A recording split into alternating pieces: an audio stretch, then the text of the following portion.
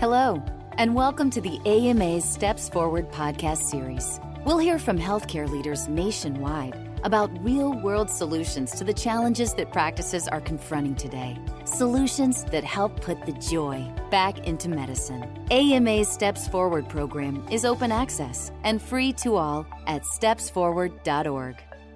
Hello, and thanks for joining this AMA Steps Forward podcast episode.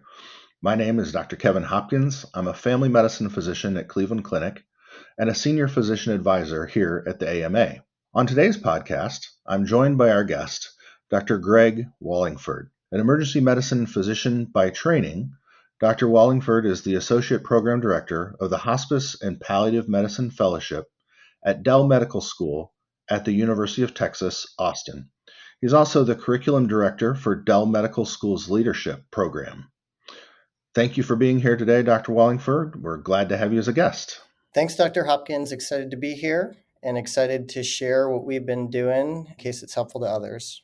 Yeah, I'm really interested and excited about this conversation. The topic today that we're going to focus on is rapid supportive debriefing, which is a tool that's been created by you and your team to help support teams after stressful events, especially in a clinical setting like cardiopulmonary arrest and resuscitation. But before we dive into that, could you just tell our listeners a little bit about yourself and your background? Absolutely. So I am an emergency medicine trained, now palliative care doctor. And I think if there's any story behind that, it's that I really enjoy the connection with teams and patients and the opportunity to really delve into that more on the palliative medicine side.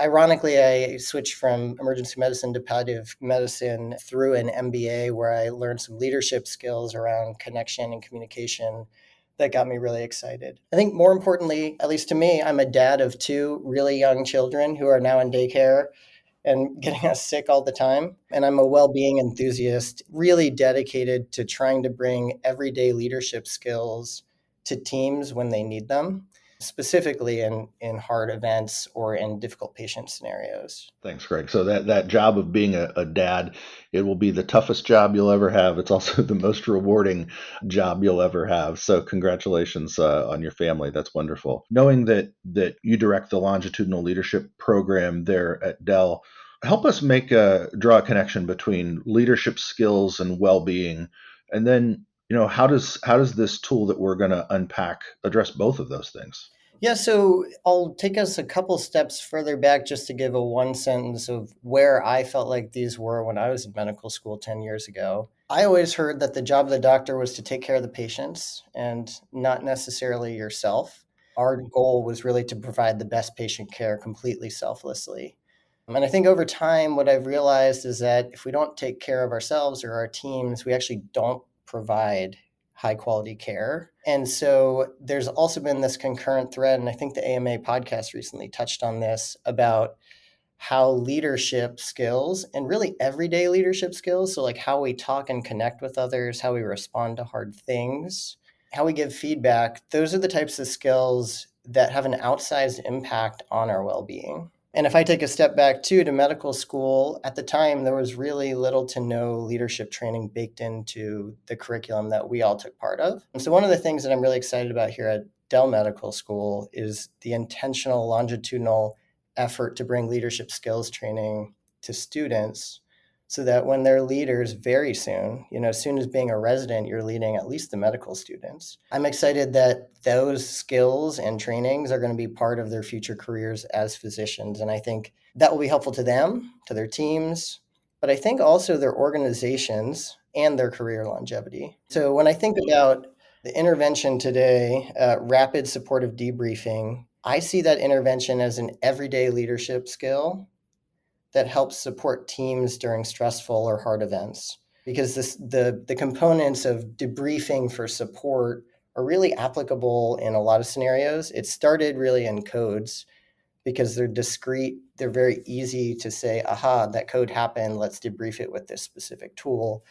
But I think one of the cool things about it, and speaking to leadership skills, is that we found that when we train people on how to debrief codes to support teams, they used a lot of the same skills outside of codes. So they use some of the parts of the debrief after a difficult patient interaction, after a medical mistake, after a really tough diagnosis. And so I think it kind of just speaks again to the need for this type of skill training, because it's found a home in codes initially, but it's really spread a bit, which has been exciting to watch.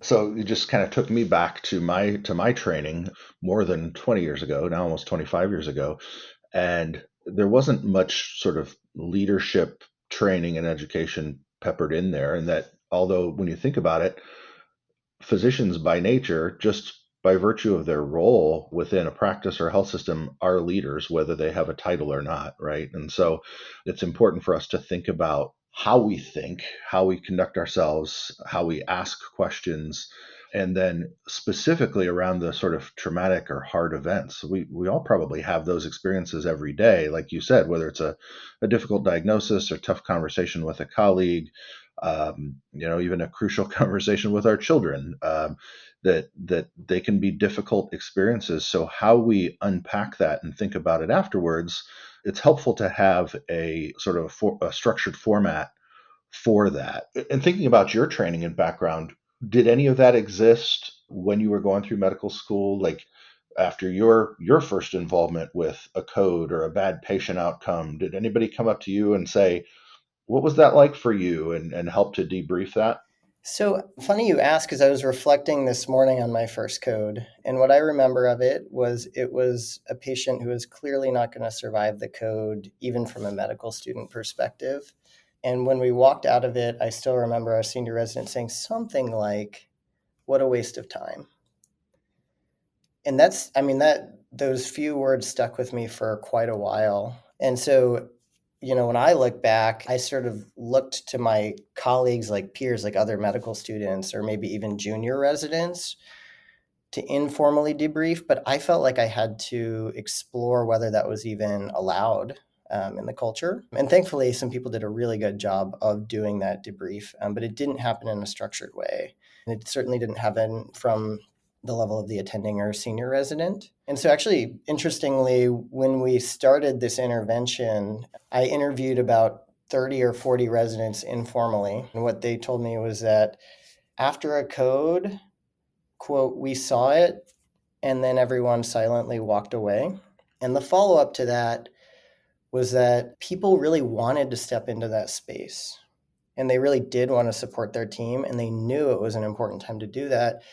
But the language and words were hard. It felt like, gosh, what if I open a can of worms and someone's like really, really upset? Or what if I say something wrong and make myself look, either detached or maybe perhaps overly emotional or unable to care for the next patient? And so, the debrief, that this supportive debrief, has some structured language that's meant to lower that barrier so that people who want to step into this leadership role, this everyday leadership role, can do it by reading off the back of a badge if they want. I think as people get more skilled with it, they can adapt the language to something that's very authentic to them, and so they don't have to follow it exactly. But the format lowers that barrier to entry. Yeah, I've thought many times over the years about the first code situation that I was involved in the hospital as a third year medical student in my medicine clerkship on an inpatient team, I believe in 2000. Yeah, probably 2000. And my resident and I were sort of the first ones into the hospital room, and I ended up doing chest compressions and, feeling ribs break under the palms of my hands. The patient obviously unresponsive, not breathing, eyes open, look fixed. Like, I knew it wasn't going to go well, and certainly it didn't go well for that patient. But I remember walking out of there feeling just numb and like, what just happened? What was I just a part of? And sort of like your experience with your resident, like some people do say the wrong things, and yet most of us are afraid of saying the wrong things, so we say nothing. So the usual how it goes is everybody just sort of walks away in silence and then goes on with the next thing. And it's really hard to compartmentalize like that and really go on and be effective and focused on the next thing, the next patient, really, before you've unpacked and processed what happened with this previous patient. And so much of having a career in medicine is about relationship. I mentioned I'm a primary care physician, family medicine physician. So much of what I love and enjoy about my work is about relationships with my friends and colleagues and with my patients. These are real people that we're taking care of, not a collection of disease processes, acute and chronic. And so, how do you think that atmosphere or that culture of how we've treated these difficult situations historically has potentially contributed to dehumanization or a disconnect in relationships in healthcare? Great question. It touches on some of the stuff that we thought about when we designed this debrief. So I think speaking to the what if we don't say anything because we're afraid to say the wrong thing, I think that empty space allows us to tell ourselves whatever story makes most sense to us. And I think as perfectionists by nature, often in medicine, those stories are not necessarily the kind ones. There are things like, I guess I'm not strong enough. I guess I'm the only person who's feeling this way, because when you look around, people don't necessarily tend to show that emotion. I think what that leads to is this disconnect between who we want to be and what we are becoming. I think that tension creates emotional exhaustion in and of itself, that you're trying to act like something that you don't really feel on the inside. To put another frame on it, like educational frame, I think there's this hidden culture that we're absorbing. And one of the parts of that hidden culture may be, after these hard things, I have to be tough and invincible and not show it. And I think that, without doing that, it's hard to connect if we're trying to mute our emotions all the time. And I think our patients, like you said, need our relationship with them. But we also need that relationship with them too, because that's what it infuses our work with meaning in many ways, and with our colleagues, right? And so if we're afraid to talk about the hard things with our colleagues because of, I'm not sure if I'm supposed to be acting that way, like feeling these things, I feel like there's also this missed opportunity to create deep connection. I think Brene Brown speaks to vulnerability as one of the core components of connecting with another human being. And I think hopefully, a place like this that feels safe to say, I'm feeling numb, Kevin, allows a vulnerability that then sparks the connection. And that connection is what we need to do great work. Yes, you're right. Connection is so vitally important to bringing meaning and joy back to our work in the practice of medicine. Could you maybe walk us through what the rapid supportive debrief tool looks like, and how does that work in practice? Yeah, so I'll take you back to the beginning just to understand where this whole thing came from. I was emergency medicine trained. I walked into fellowship on July 1 in Texas, when COVID was surging for the first time. And there was this ask out there of twofold. One, can we help train our residents in code skills? I had been in the ER, and so I stepped into that role. And the second was, and we're having a lot more of these than usual. Is there something we can also do to support them? And so just, fortuitous timing, basically, I was doing palliative care fellowship focused on communication. I had done emergency medicine training focused on these skills. I had all this time with these residents to pilot these quick activities around codes. Sounds like what better person to address this problem than you, right? It was a really lucky timing. And I feel really fortunate to have been involved at that point, and it was an exciting project for me. So I looked into some of the literature and found that structured debriefs and structured language, speaking to what we had said earlier, are often more effective than just like giving a very general framework for people to use, especially when words are hard in a situation like this. So what we did is we piloted a bunch of this language, and then we put it on a badge. So the badge was then distributed to all the residents, and at the same time, all the attendings in hospital medicine and in pulmonary and critical care. And the hope was that the code happens, and then people have this opportunity to ask for this debrief that's not operational. So meaning a lot of times the debriefs happen and they're like, what went well?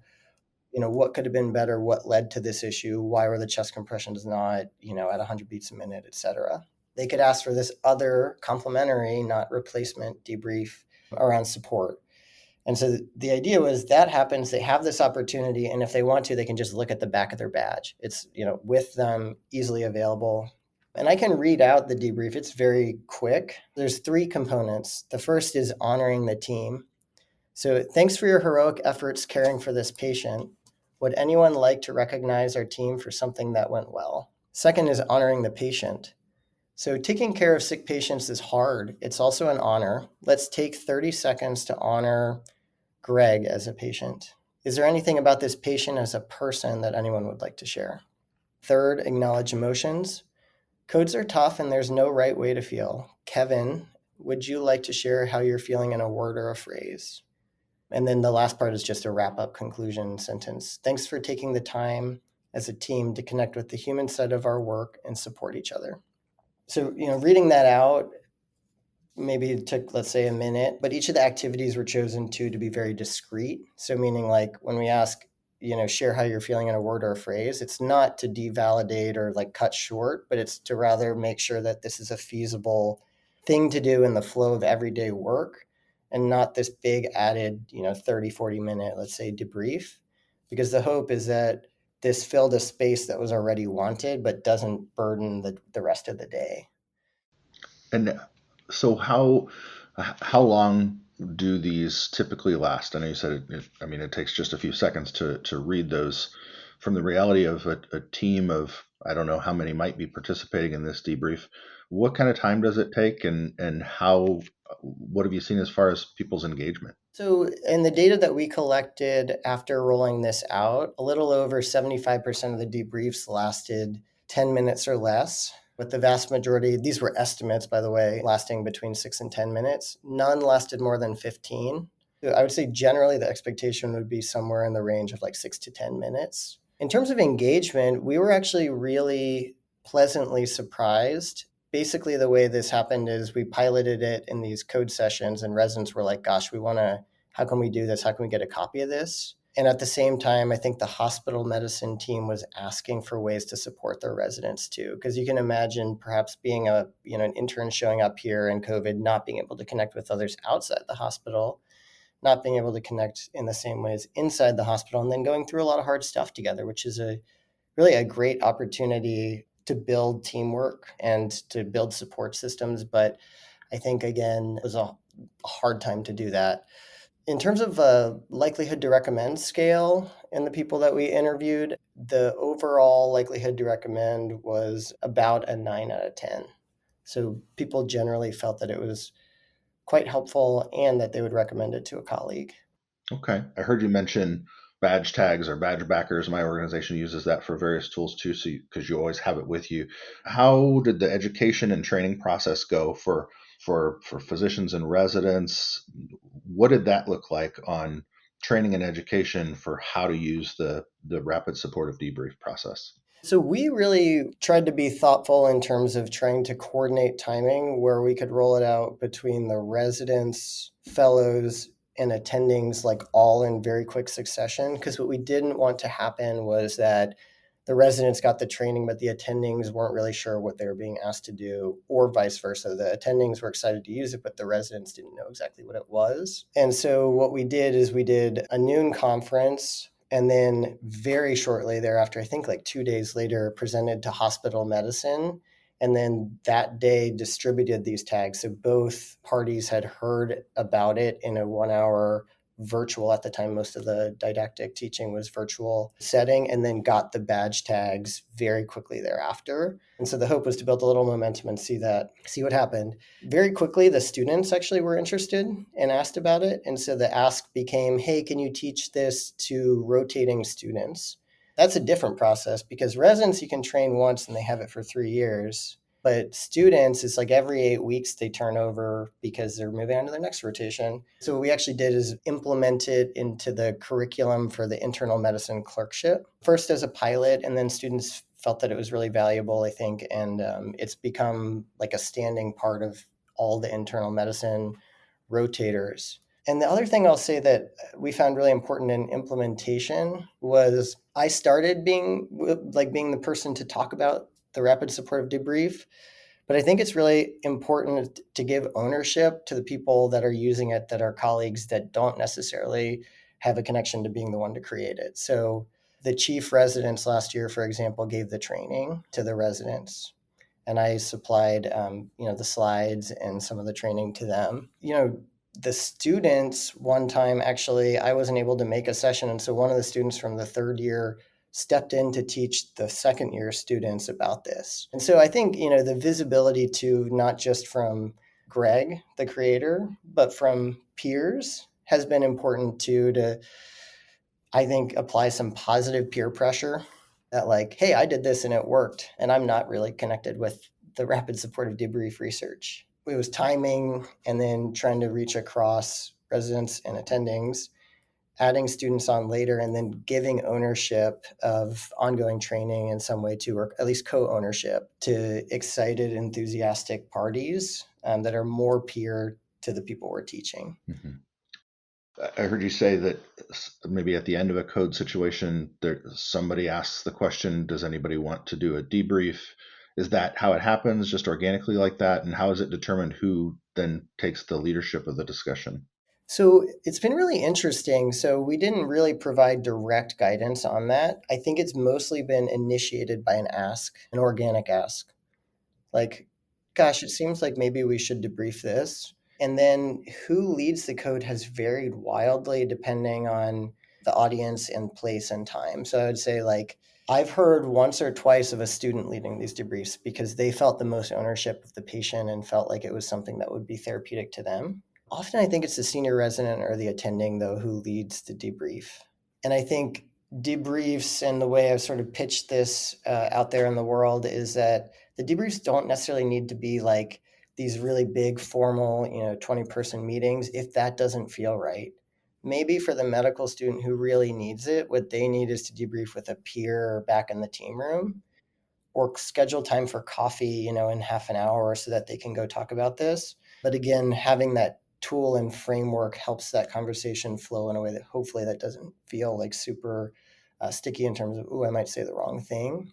And is this something that nurses and techs and that everybody participates in, certainly if they wish? Yeah, most of the time I would say nurses, techs, respiratory therapists are invited, and in the debriefs I've been in, most of the time at least some, if not all of them, attend. There's a team climate or team culture aspect of this too that I hope inclusion is part of. Yeah, there's very few things that will galvanize relationships among peers and colleagues and coworkers more than a traumatic experience or a difficult experience. And so I can imagine that having the ability to at least briefly discuss it afterwards actually helps in those types of relationships and building teams for the long haul.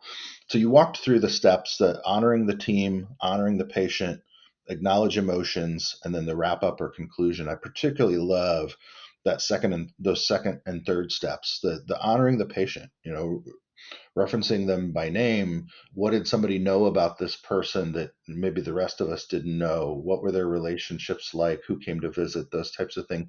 And then acknowledging the emotions, that it's okay to feel emotional about this. It may be, in fact, a sad experience, certainly if it's unexpected or sudden bad outcome, those types of things. So I love that you acknowledge those things specifically.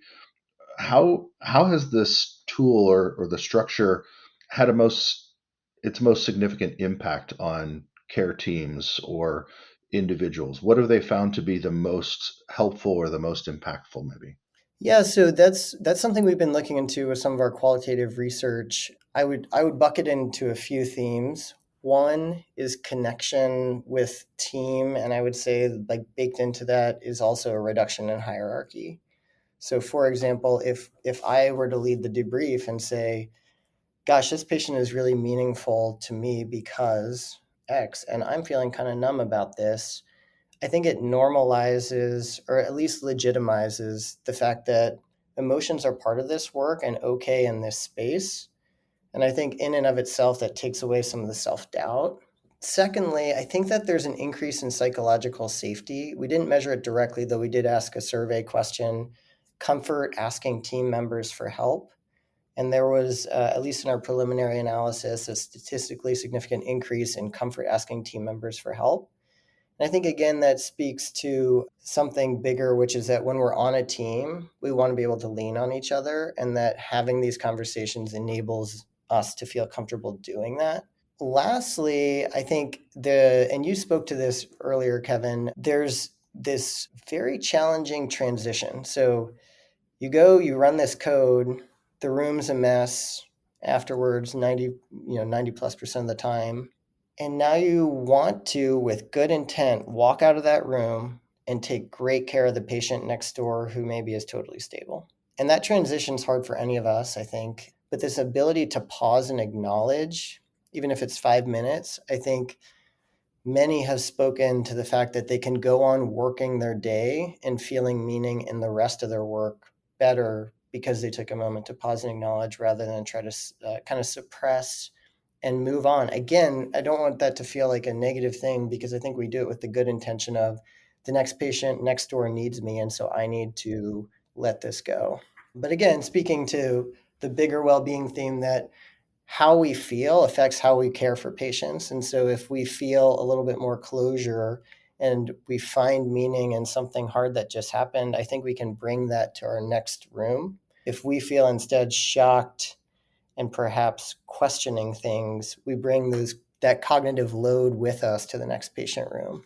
Yeah, especially when it is an emotional response. Actually, I want to be emotionally connected to my patients, and my patients want to be emotionally connected to me, and to have a relationship, even if it's brief and relatively superficial. I'm thinking if I'm in one of these debriefs afterwards and thinking about honoring the patient, what is something that somebody knew about this patient? If I didn't know anything about them and they were mine, I'm probably going to ask some questions of the next patient I interact with because I'm going to want to know them a little more personally, and that can encourage me to take better care of patients going forward. So I think there's a lot to be learned from it. Just I think one final question I had for you. We touched on this a little bit in the opening, but the process and the format was really created for the ability to, in the moment, rapidly debrief by giving support after a code or a traumatic event. Are there other situations and circumstances to which this tool has already been applied formally or even hypothetically, theoretically? And like I said, I know we talked about this a little bit earlier on, but how else could you see this being used, or has it been used amongst your team? So I think the components of the tool are the ones that get used in other spaces frequently because they're skills.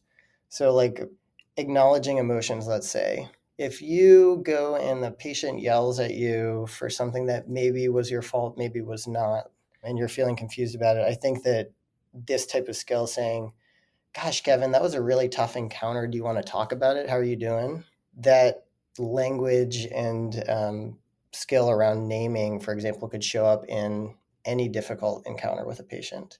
I've heard it also in medical mistakes that teams are there to support each other using things like gratitude, even at the end. So, like, thank you for being here to talk about this with me. Even if we can't fix what just happened, I'm really grateful for just being given the opportunity to connect over something hard. And so we haven't formally applied it to other things, but we actually found is about 50% of these debriefs that people were reporting weren't actually necessarily code situations. And they varied widely in terms of like what they were, which again, I think is totally unexpected and really cool and encouraging, at least from my perspective, that these fundamental communication skills that are really leadership skills are being used to support teams in places that we didn't even intend them. Mm-hmm. Yeah, and in places and situations where we could all use a little more support.